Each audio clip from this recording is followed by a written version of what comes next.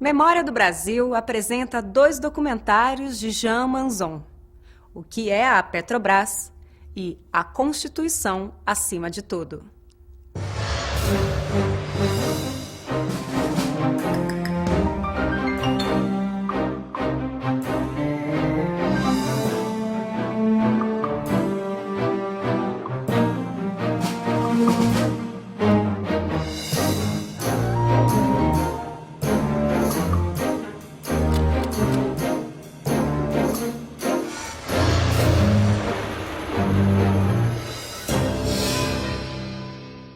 Em 1953, se alguém usasse a expressão pré-sal, ninguém saberia o que significava, e muito menos adivinharia o que ela representaria um dia para o Brasil.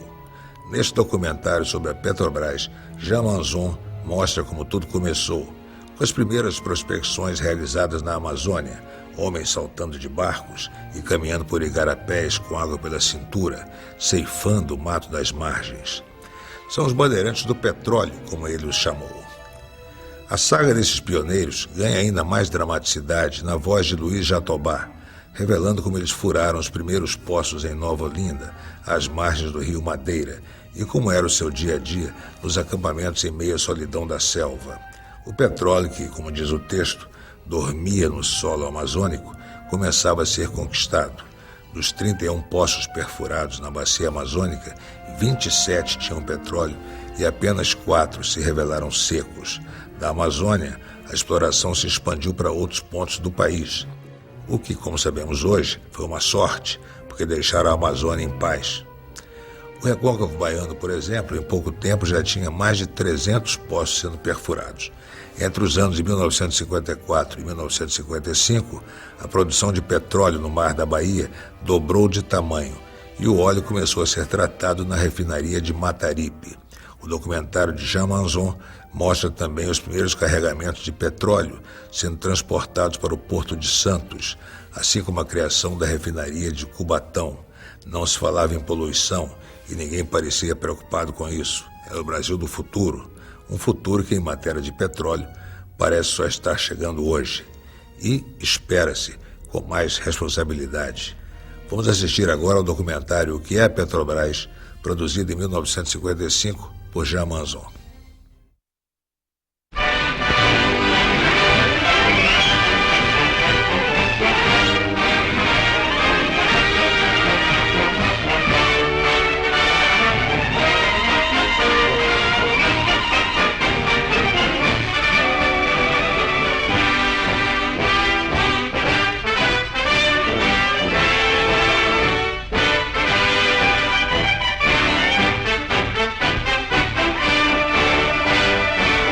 Estas cenas foram tomadas em 1953, perto de Nova Olinda, margem direita do rio Madeira, 150 quilômetros distante de Manaus, capital do Amazonas.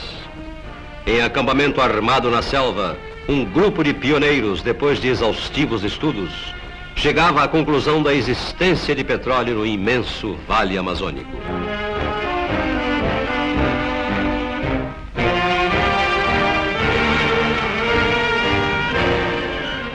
Era um mundo novo, de imensas possibilidades econômicas que se abria aos olhos dos técnicos, naquela região mergulhada no imenso silêncio dos seus segredos milenares.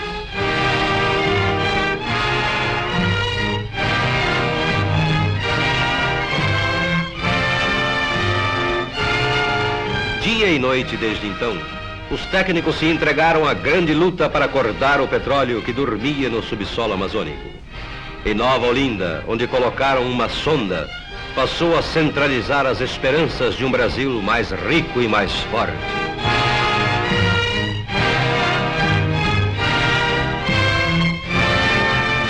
Ao luar do Vale Amazônico, a torre de Nova Olinda inaugurava nova era econômica.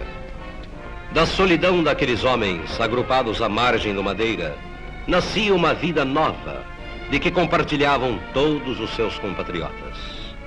Em pouco mais de 2 anos, o acampamento multiplicou as turmas que se revezavam nos trabalhos e criou condições adequadas ao relativo conforto que se pode ter na selva.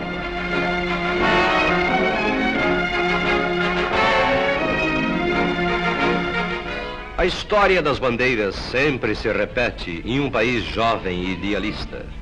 Os bandeirantes do petróleo precisam naturalmente de conforto que os rudes desbravadores de outros tempos não tinham. As bandeiras de hoje são perfeitamente organizadas.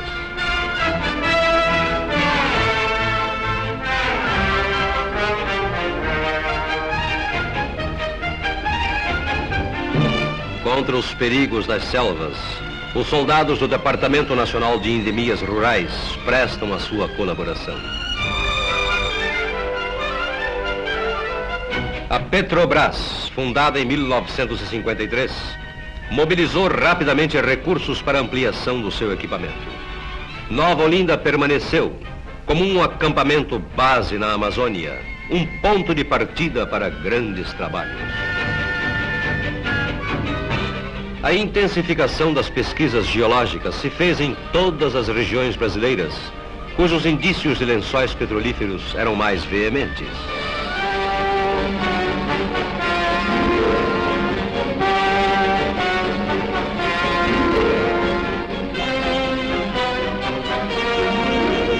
Os homens de que dependem os fundamentos da complexa exploração do petróleo dominam as ásperas condições da bacia amazônica.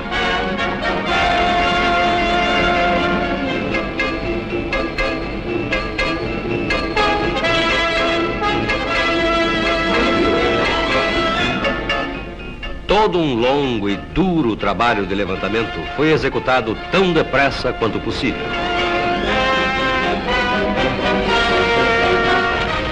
Equipes sismográficas para pesquisas do solo sob a água passaram a operar no Maranhão, na bacia Sergipe-Alagoas, no Recôncavo Baiano, na bacia amazônica, estando programadas novas turmas especializadas para outras regiões.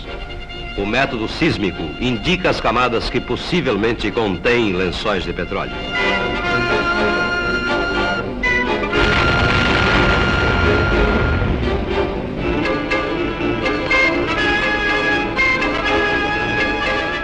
Multiplicaram-se os trabalhos de perfuração nas bacias sedimentares do Amazonas, quer nas proximidades do Poço Pioneiro, quer em regiões distantes de Nova Olinda, às margens dos rios Abacaxis e Tapajós.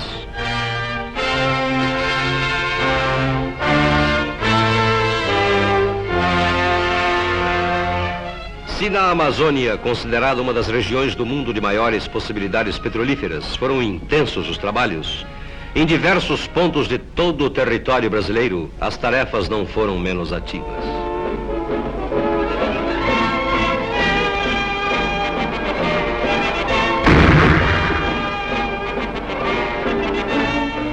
Estes flagrantes econômicos do subsolo são de vital importância. Deles depende a maior possibilidade de sucesso nas perfurações. Em 8 meses, de 56 dos 31 poços perfurados, 27 resultaram produtores de óleo e apenas 4 foram secos.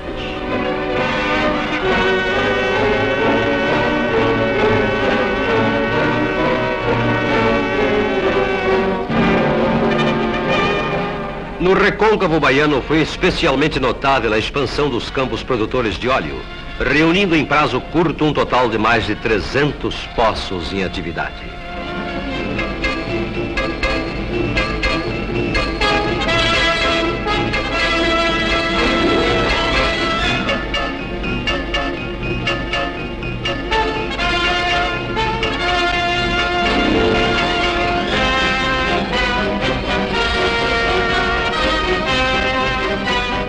Em 55, o Recôncavo produziu mais do dobro de óleo em relação ao ano anterior.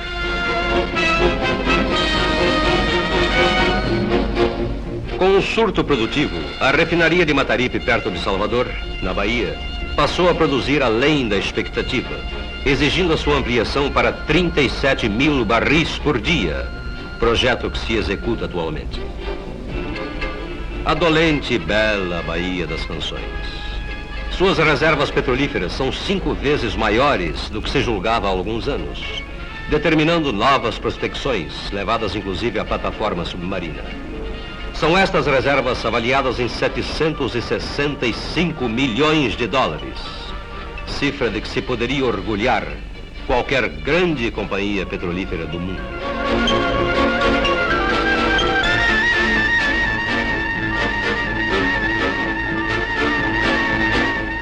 Do fundo do mar, aspirando a libertar-se, jorrou forte e verdadeiro petróleo do recôncavo. Passando os poços do recôncavo baiano a produzir mais do que as possibilidades de processamento da refinaria de Mataripe, os navios petroleiros nacionais tiveram de atender também aos embarques de petróleo bruto da Bahia. E pela primeira vez, petróleo brasileiro arrancado do nosso subsolo é transportado para Santos.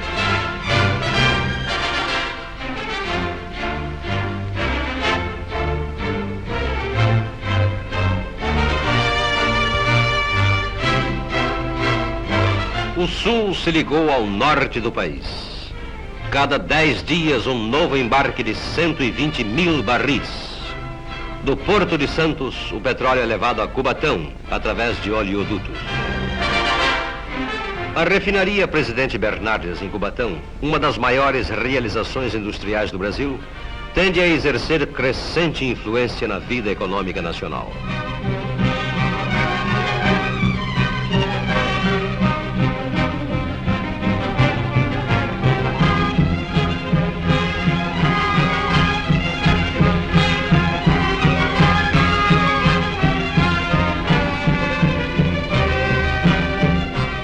Refina por dia mais de 4 milhões de litros de gasolina, além de 9 milhões de litros de outros derivados do petróleo.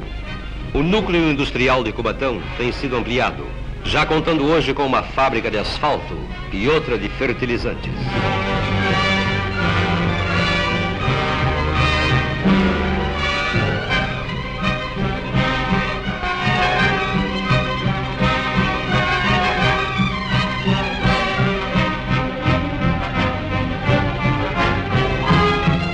Pesquisando, perfurando, refinando, transportando, mantendo cursos para técnicos, ampliando sempre as suas atividades, a Petrobras tem um objetivo: trabalhar, produzir, não faltar à confiança dos brasileiros. O momento histórico do seu desenvolvimento inicial merecia ser gravado em imagens, e este é o sentido desta reportagem.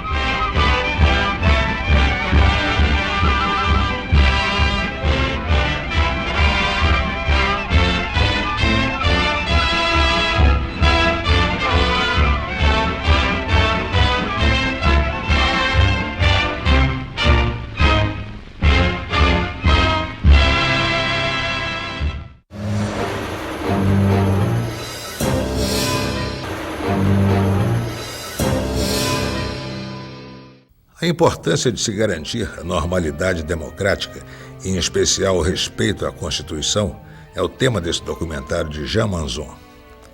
A Constituição acima de tudo, o título do filme, traz um resumo das crises institucionais do Brasil da década de 50 e no início dos anos 60. A começar pela convulsão provocada pelo suicídio do presidente Getúlio Vargas em 1954. São imagens da porta do Palácio do Catete, no Rio, no dia da morte do presidente, e também as cenas impressionantes do cortejo fúnebre, passando em meio aos milhares de pessoas chorando pelas ruas. Chegamos a 1956, com a posse de Juscelino Kubitschek, cujo governo foi marcado pela liberdade de imprensa e pela normalidade democrática. E segue-se a posse de Jânio Quadros, em 1961, a primeira na história de Brasília. Era uma cena rara no Brasil, um presidente eleito passando a faixa para outro presidente eleito. A transição se deu naquele parlatório de mármore, diante do Palácio do Planalto, depois tão nosso conhecido. Dá para ver até o símbolo de Jânio, uma vassoura, erguida por alguém no meio da multidão que está aplaudindo o novo presidente. Pois quem diria que apenas 205 dias depois, Jânio pegaria o boné, ou seja, renunciaria. Aquela decisão provocaria uma grave crise militar, finalmente contornada com a posse do vice-presidente João Goulart. O irônico é que o filme de Manzon termina dizendo que Jango foi empossado graças ao apoio das Forças Armadas e à maturidade política do povo brasileiro. Mas o filme é de 1962, 2 anos depois, em 1964, viria o golpe militar. A realidade não seguiu o script. Vamos assistir agora ao documentário A Constituição Acima de Tudo, produzido em 1962 por Jean Manzon.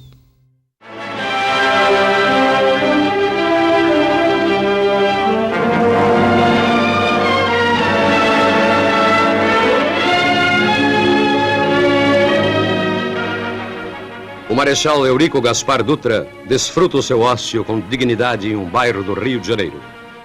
Com ele, começamos este documentário que é pura história do Brasil. Pois foi ele, como presidente, que fez o país retornar à normalidade democrática e constitucional. –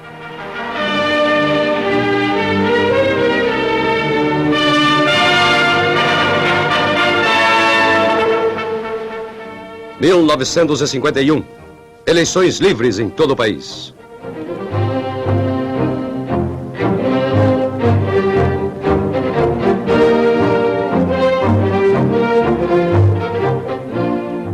O próprio Vargas desta vez voltava aos braços do povo, depois de jurar e cumpriu fidelidade à Constituição. Graves crises atalham inevitavelmente a marcha normal das nações jovens, traumatizadas pelas próprias forças do desenvolvimento. Uma tragédia enlutava os amigos de Vargas, convulsionava o Brasil, repercutia em todo o mundo.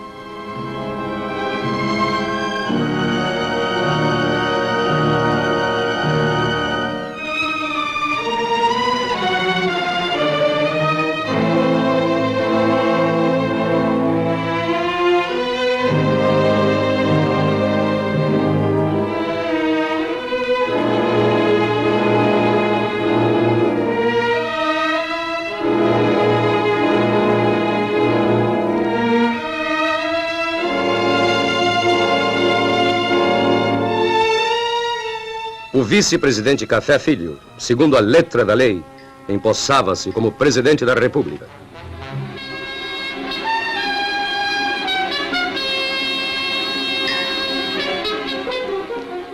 11 de novembro de 1955, novo desequilíbrio das forças políticas ameaça mais uma vez a tranquilidade nacional.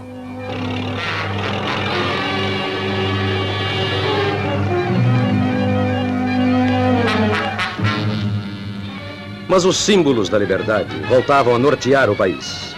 Sobrepassando a crise, pondo de lado as paixões, as facções reafirmavam-se no caminho às vezes difícil, mas fecundo. A Constituição acima de tudo. Juscelino Kubitschek de Oliveira era o novo presidente da República.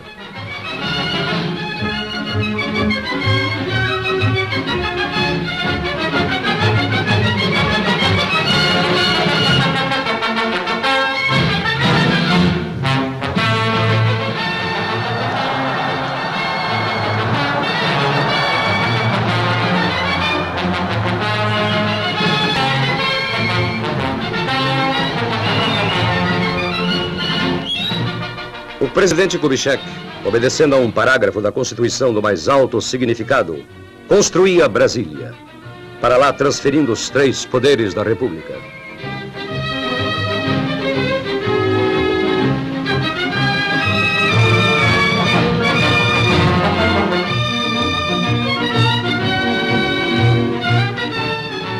1960, novas eleições em todo o país. Plena liberdade de campanha assegurada a todos os candidatos.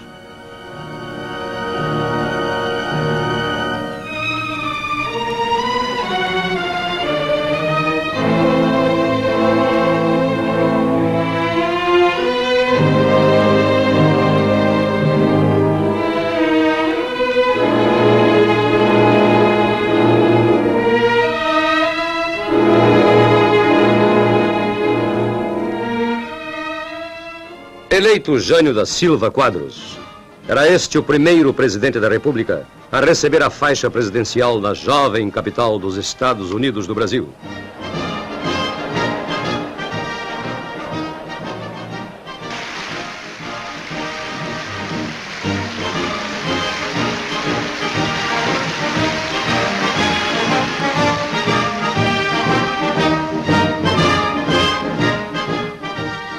Perante o Congresso, Jânio Quadros assumia o seguinte compromisso: prometo manter, defender e cumprir a Constituição da República, observar as suas leis, promover o bem-estar geral do Brasil, sustentar-lhe a união, a integridade e a independência.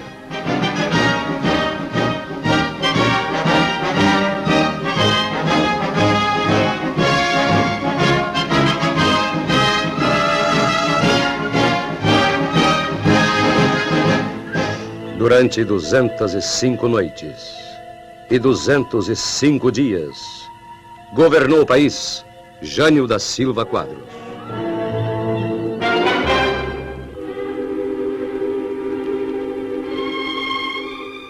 Manhã de 25 de agosto de 1961, a inesperada carta-renúncia.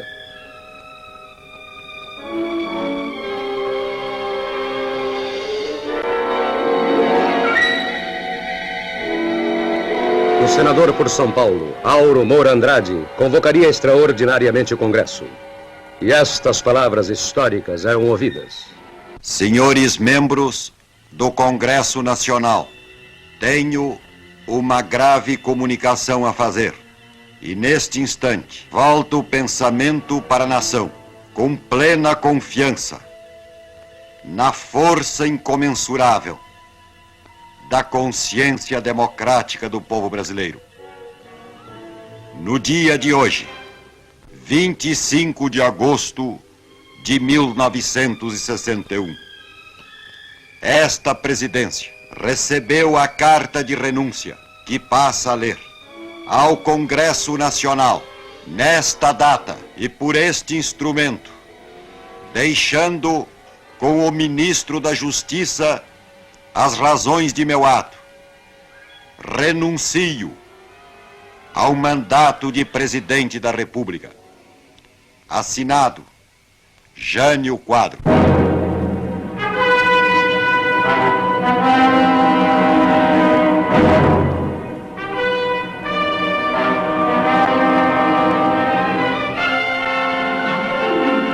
O ex-presidente embarcava para a Europa, deixando o Brasil estarrecido.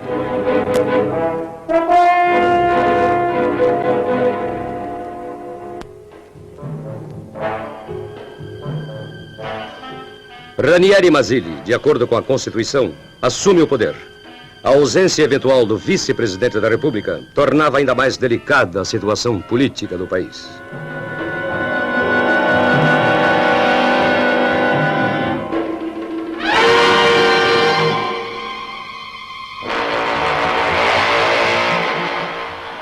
Procedente do exterior, o vice-presidente João Goulart chega a Porto Alegre.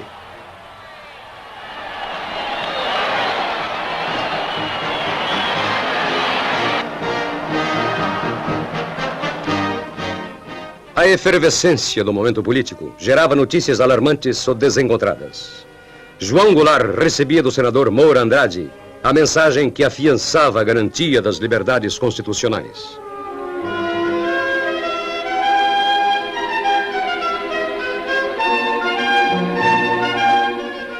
A fim de tomar posse, chega a Brasília o presidente constitucional, recebido pelo presidente do Senado.